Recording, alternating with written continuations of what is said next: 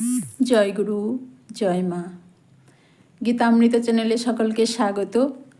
আমি আলপনা আবারও একটা নতুন ভিডিও নিয়ে আপনাদের সঙ্গে হাজির হয়েছি।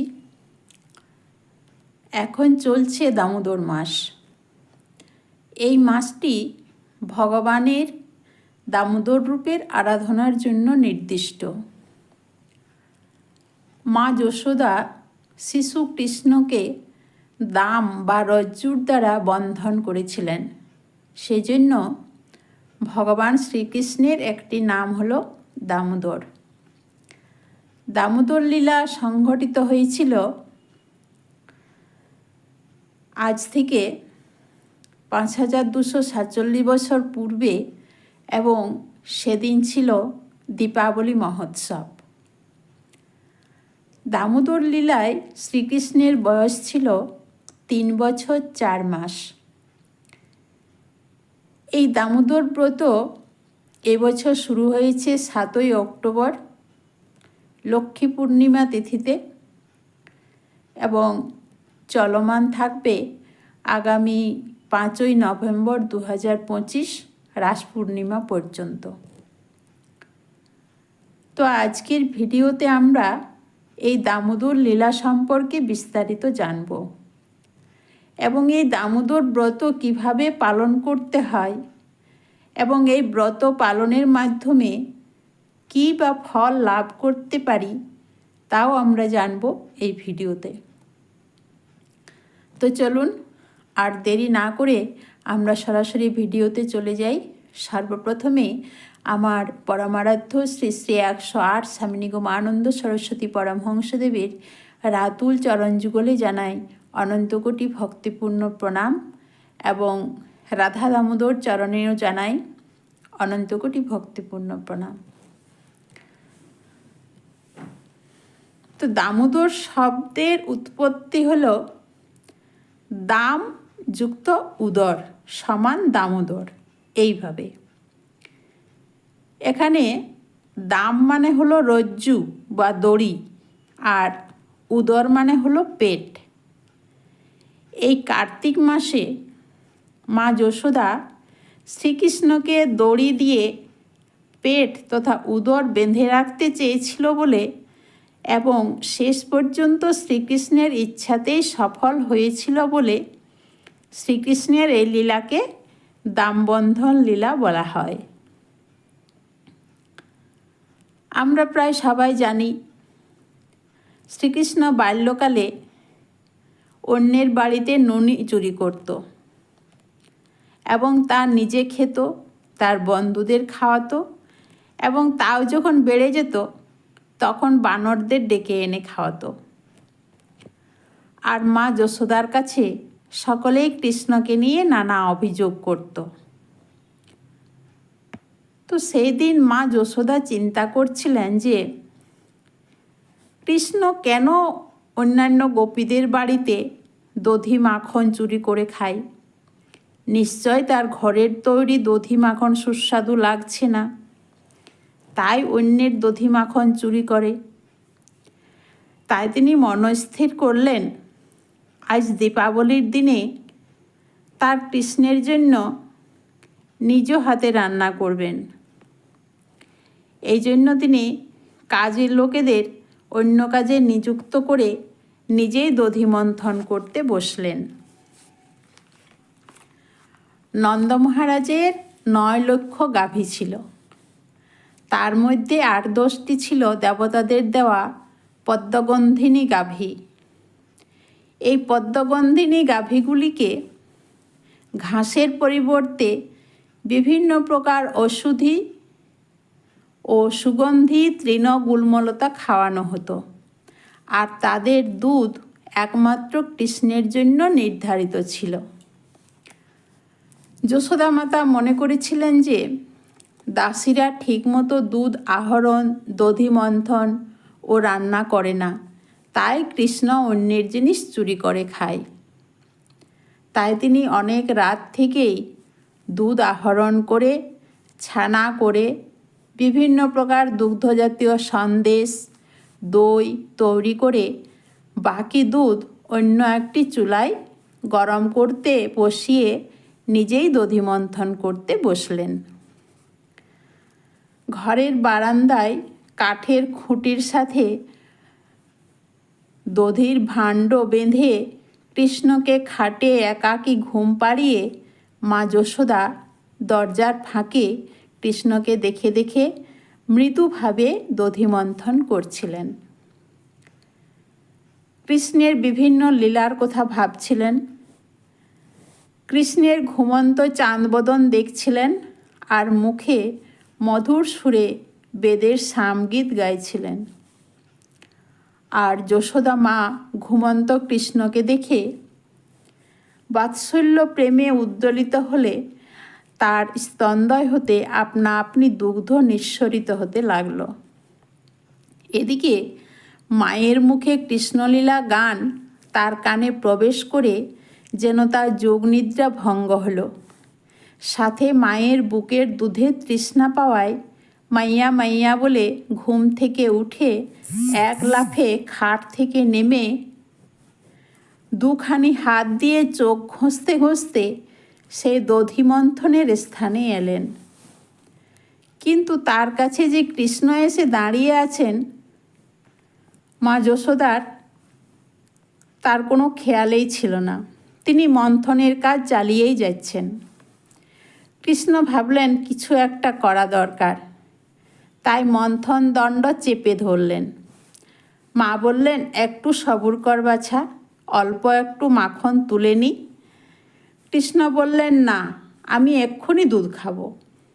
এই বলে জোর করে মায়ের কোমরে জাপটে ধরে জানুর উপর পা দিয়ে কোলে উঠে পড়লেন আর যশোদা মায়ের স্তন থেকে নিঃসরিত দুধ আস্বাদনে মনোযোগ দিলেন।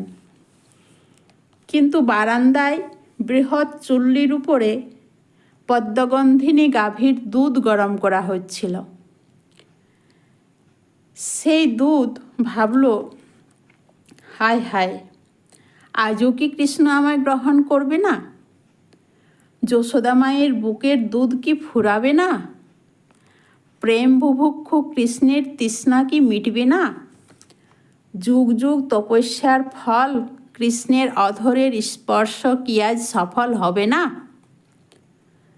তার চেয়ে বরং এই অগ্নিকুণ্ডে আত্মাহুতি দেওয়াই ভালো। এই বলে আগুনের তাপে দুধ উথলে উঠে দুধের পাত্রের গা বেয়ে উপচে পড়তে লাগল। এইভাবে কয়েক মুহূর্ত কেটে গেল। হঠাৎ মা যশোদা দুধ পোড়ার গন্ধ পেলেন আর অমনি কৃষ্ণকে কোল থেকে মাটিতে রেখে উনুনের দিকে দৌড় দিলেন। আর কৃষ্ণ হতভম্ব, এটা কি হলো? আমি বৈকুণ্ঠ ধাম ছেড়ে মা তোমার কাছে এসেছি, আর সামান্য দুধের জন্য আমায় দুগ্ধপানের আনন্দ থেকে বঞ্চিত করলে? ঠিক আছে, আমিও দেখাচ্ছি মজা। এই বলে কৃষ্ণ সে দধি মন্থন করার পেছনে দিয়ে দধির ভাঁড়টি ভেঙে ফেললেন। ঘরে গিয়ে সদ্য রান্না করা সব উল্টে ফেলে দিলেন।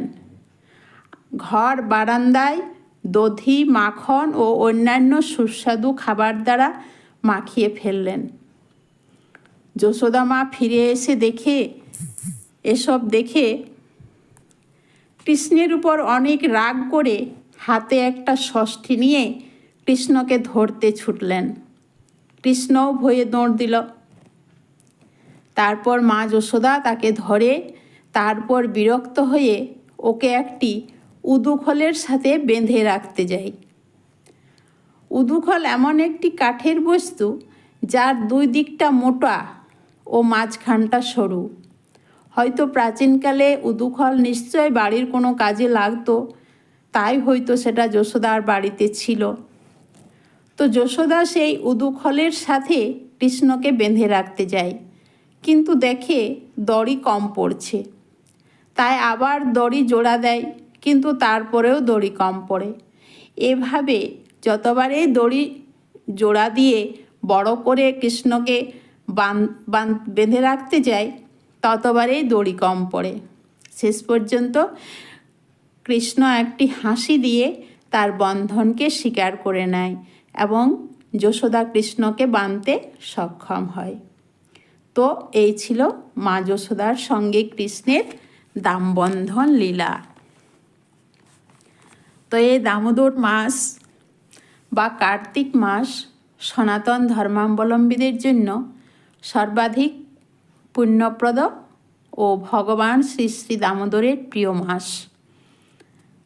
এই মাসে পালনীয় ব্রত, উপবাস, দীপদান, তুলসী পূজা, দামোদর অষ্টকম পাঠ ও বৈষ্ণব সেবা জীবনে অশেষ কল্যাণ ও মুক্তি প্রদানকারী। শাস্ত্রে বলা হয়েছে কার্তিক মাসে ভগবান শ্রী দামোদরের একবার নাম উচ্চারণও অগণিত জন্মের পাপ নাশ করে। প্রতিদিন সন্ধ্যায় তুলসী মঞ্চে দীপ জ্বালানো, দামোদর অষ্টকম পাঠ এবং ভগবানের নাম সংকীর্তন করা বিশেষভাবে ফলদায়ক। বিশেষ করে কার্তিক মাসের অন্যতম একটি ভগবৎ সেবা হচ্ছে ভগবানের মন্দিরে বা গৃহ মন্দিরে ভগবানের উদ্দেশ্যে দীপদান। শাস্ত্রে বলা হয়েছে যে এই মাসে দীপদান করলে তাকে আর এই জন্ম মৃত্যুময় জগতে ফিরে আসতে হয় না। ঘৃত বা তিলের তৈলযুক্ত কর্পূর মিশ্রিত প্রদীপ দ্বারা ভক্তি সহকারে ভগবানের চরণে 4 বার, নাভিদেশে 2 বার, মুখমণ্ডলে 3 বার এবং সর্বাঙ্গে 7 বার ডান দিক থেকে প্রদীপ ঘুরিয়ে দামোদর আরতি নিবেদন করতে হয়। মাটির প্রদীপ একবারেই ব্যবহার করা যায়। এই প্রসঙ্গে একটি কাহিনী আছে। কোনো এক স্ত্রী ইঁদুর কার্তিক বা দামোদর মাসে একাদশীর দিনে ঘটনাক্রমে অন্যের জ্বালানো প্রদীপের তেল খেতে গিয়ে তার মুখের সাহায্যে প্রদীপের সলতে জাগিয়ে দেয়। ফলে প্রায় নিভে যাওয়া প্রদীপের আলো আরও উজ্জ্বল হয়ে ওঠে এবং এই সুকৃতির ফলে তার বৈকুণ্ঠ গতি লাভ হয়। শাস্ত্রে আরও বলা হয়েছে, যদি কেউ প্রদীপ দেখাতে নাও পারে, শুধুমাত্র প্রদীপ প্রজ্বলিত বিষ্ণু মন্দির দর্শন করেন, তবে সেই বংশের কেউ নরকগামী হন না। তো চলুন আমরা নিজ পরিবার, স্বজন ও বন্ধুবর্গ মিলিত হয়ে দামোদর উৎসব পালন করে নিজ নিজ গৃহকে আনন্দমুখর করে তুলি এবং দামোদর প্রণাম মন্ত্র দিয়ে আজকের ভিডিওটা শেষ করি। দামোদর প্রণাম মন্ত্র। দামোদরায় বিশ্বায় বিশ্বরূপধরায় চ নমস্কৃত্য প্রদর্শামি বোমোদ্দীপং হরিপ্রিয়ম। হরে কৃষ্ণ কৃষ্ণ কৃষ্ণ হরে হরে, হরে রাম রাম রাম হরে হরে। হরি বল। রাধে রাধে। জয় গুরু, জয় মা।